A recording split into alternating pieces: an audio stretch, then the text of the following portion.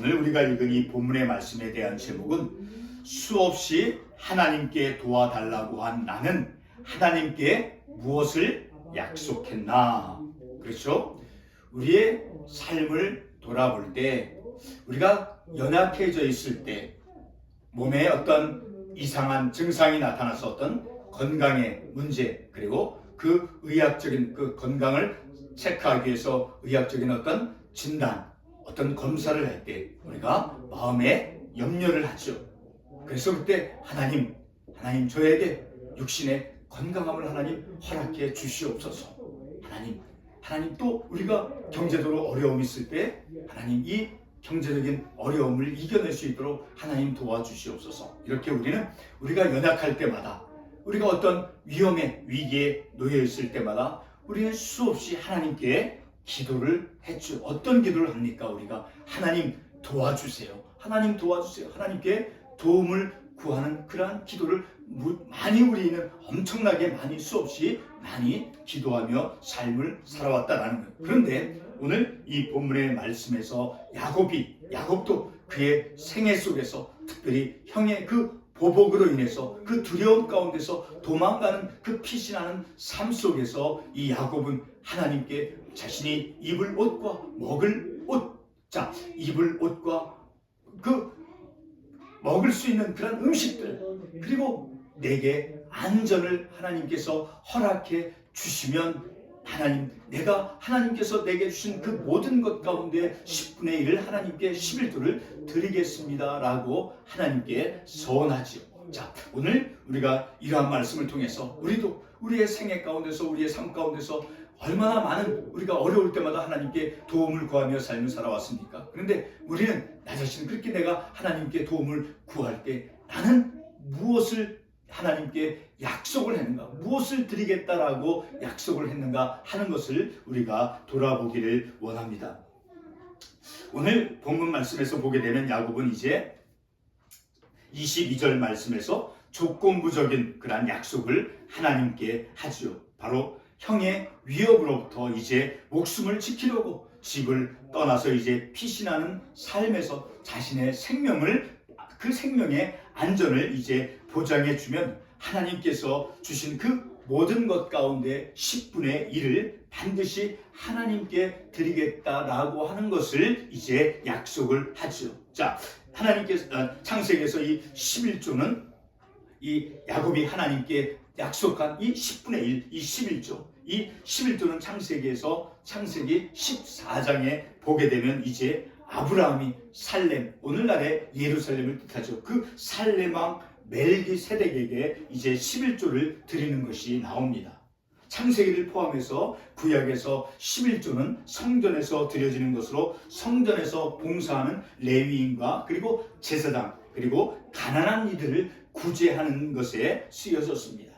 이와 같이 쓰였던 11조를 오늘 본문의 야곱이 하나님께 드리겠다라고 약속을 한 것입니다. 오늘 우리는 야곱이 약속한 그 11조의 의미를 상고하고자 함이 아니라 내 인생에 그 고비와 위기가 있을 때마다 하나님께 수없이 많이 도와달라고 했던 그러한 나는 하나님께 드리겠다고 약속하는 것이 있는가를 깨닫고자 하는 것입니다. 우리가 삶이 어렵고 제가 조금 전에 말씀을 드렸지만 삶이 어렵고 우리가 힘들 때마다 우리는 무엇을 합니까? 무엇을 이때까지 해왔습니까? 우리가 어려울 때 지난날의 삶을 돌이켜볼 때 우리가 어려울 때 육신적으로 어떤 또 사람과의 관계 속에서 어려움이 있을 때 우리가 무엇을 했느냐라는 거예요. 우리는 앞날 일에 대하여 두려움이 있을 때마다 하나님께 도와달라는 그런 기도를 수없이 많이 했을 것입니다.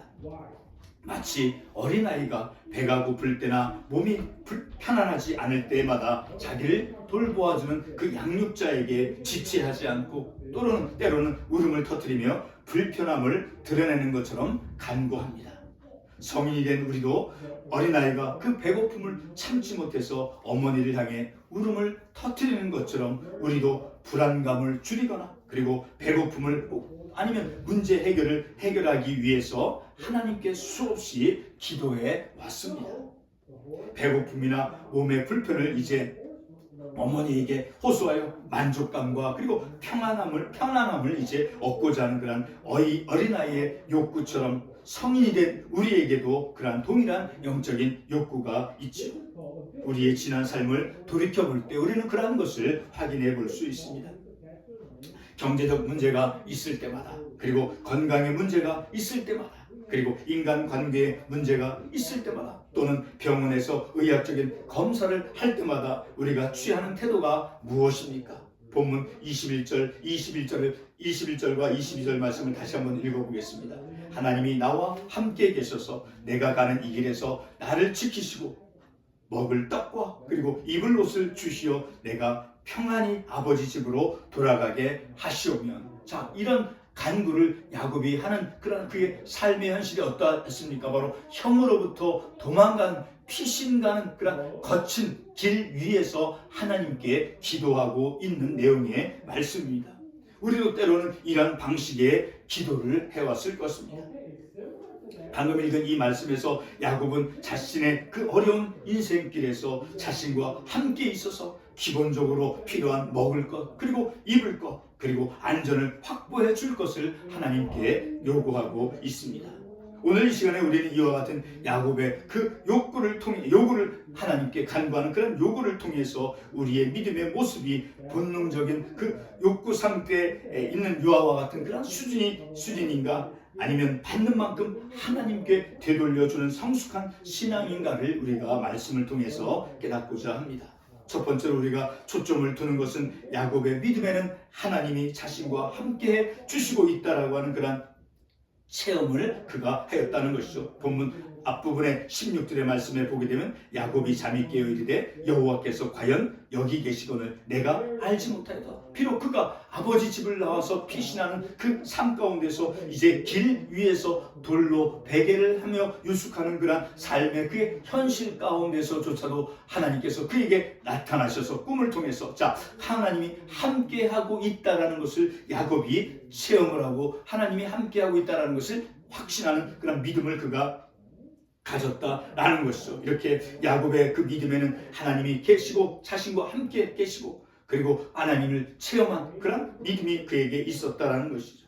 동시에 하나님과의 친밀한 관계가 있었음을 우리가 21절과 22절의 말씀을 통해서 알 수 있죠. 21절과 21절에서 하나님께 그 조건부적인 그런 조건을 내세우면서 하나님께 약속하는 그것도 바로 하나님과의 친밀한 관계가 있기 때문에 가능한 것이죠. 오늘날 적지 않은 기독교인들은 하나님을 체험하는 것과 그리고 삶 속에서 하나님과의 그 관계를 중시하며 사는 것보다, 그러니까 영적인 성숙함을 위해서 사는 것보다 교회라고 하는 그런 종교적인 그런 사회 속에서의 사교적인 삶을 통해서 어떤 예수 그리스도의 마음을 품기보다는 대인 관계 속에서 이제 하나님과의 그런 수직적 관계보다 수평적인 인간 관계를 더 중시하면서 교회를 다니는 그런 사람들이 많이 있다는 것입니다. 그래서 그들은 종교적인 행복이나 번영을 추구합니다. 이와 같은 종교적 삶의 방식은 내가 다른 사람보다 지식적으로 그리고 물질적으로 그리고 기능적으로 문화적으로 우월하다고 하는 그런 외적인 가치를 중시하는 삶으로 이끌어 가지요. 본문의 야곱은 16절의 말씀을 통해서 볼 때 거룩하신 하나님과 그 가까운 그런 영적 관계에 있었다라는 것을 우리가 말씀을 통해서 알 수 있죠. 16절에서 보게 되면 잠에서 깬 야곱은 분노에 가득 차서 자신을 죽이려고 하는 그런 형 에서를 피해서 도망가는 두려움의 현실에 있었음에도 이제 자신의 그 도망가는 거친 길 위에서 하나님이 함께해 주시고 있다는 것을 체험하였습니다. 다시 말씀을 보게 되면 야곱이 잠이 깨어 이르되 여호와께서 과연 여기 계시거늘 내가 알지 못하였더라. 그 형의 보복을 피해서 도망가는 그 거친 길 위에서조차도 하나님이 그와 함께 하고 있다라는 것을 그가 하나님의 체험을 했다라는 것이죠. 이와 같은 야곱의 하나님 체험은 하나님을 신뢰하는 믿음으로 이끌어준 본질적인 힘이 되었습니다. 야곱은 하나님을 신뢰하게 되는 그런 결정적인 하나님을 경험하는 체험을 하였기 때문에 하나님께 삶에 필요한 양식 그리고 옷 그리고 안전을 다시 아버지 집으로 돌아갈 수 있도록 하기 위해서 하나님께 자신이 필요한 비록 피신가는 삶의 현실이었지만 자신에게 필요한 양식과 옷과 안전을 이제 하나님께 구할 수 있었다라는 것입니다. 하나님을 경험했기 때문에 하나님과 함께하고 있다라고 하는 그런 믿음을 그가 가졌기 때문에 하나님께 간구할 수 있었다라는 것이죠. 두 번째로 우리가 본문에서 초점을 두는 것은 바로 어린아이와 같이 자기에게 필요한 것만 달라고 하는 것이 아니라 하나님이 주신 것을 인정하는 그런 야곱의 믿음입니다. 여러분, 우리에게도 우리가 가진 모든 것이 하나님께서 주신 것임을 우리가 인정하는 그런 믿음이 있는가라는 것입니다. 본문의 야곱은 22절 말씀에서 이렇게 말씀하고 있습니다. 하나님께서 내게 주신 모든 것. 자, 하나님께서 내게 주신 그 모든 것이라고 하는 그런 말을 하였죠. 이것은 자신이 소유한 모든 것은 하나님이 주신 것으로서 하나님이 소유자가 되어주시고 그리고 하나님의 것을 구별하여 인정하는 믿음인 것이죠. 이와 같은 야곱의 그 믿음은 욥기 1장 21절에서 나오는 그 욥의 믿음과 동일한 것입니다. 욥기 1장 21절 말씀을 제가 읽도록 하겠습니다. 주신 이도 여호와시오 거두신 이도 여호와시오니. 자, 라고 하나님의 그 소유를 인정하고 있는 그런 욥의 믿음을 우리가 볼 수 있죠. 바로 이렇게 주신 자도 여호와시고 그리고 거두신 자도 여호와시다라고 욥이 고백을 했죠. 그것은 바로 자기가 가진 모든 소유가 그 소유가 어디에 있느냐 하나님께 있다라고 고백한 그런 욥의 믿음이죠. 그런 욥의 고백, 욥의 믿음과 동일한 믿음을 이제 야곱이 가졌다라는 것을 우리가 이런 욥기의 말씀을 통해서 알 수 있죠.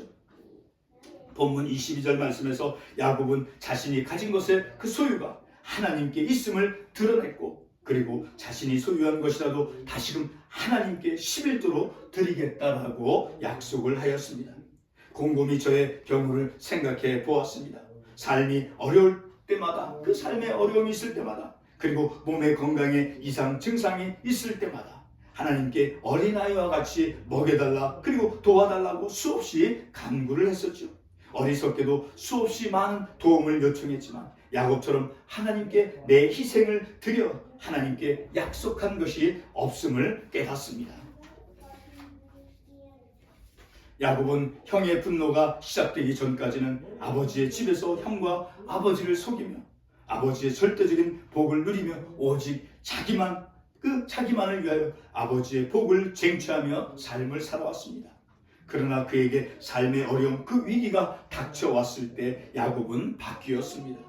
비록 약속일지라도 하나님께서 주신 것을 인정하며 하나님께 자신의 소유를 내놓겠다 11조를 드리겠다라고 서원합니다.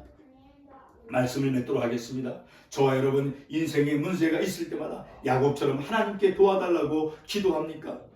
그러한 기도 속에 내게 있는 소유를 하나님이 주신 것으로 인정하며 하나님께 내 가진 것의 소유를 드리겠다라고 하는 그러한 하나님과 약속을 맺는 그러한 관계적인 삶을 살아가고 있는지요. 다시 우리에게 삶이 어려워서 두려움과 그리고 고통스러운 삶이 찾아와서 하나님께 기도한다면 우리는 무엇을 하나님께 드리겠다라고 약속을 하겠습니까? 기도하겠습니다.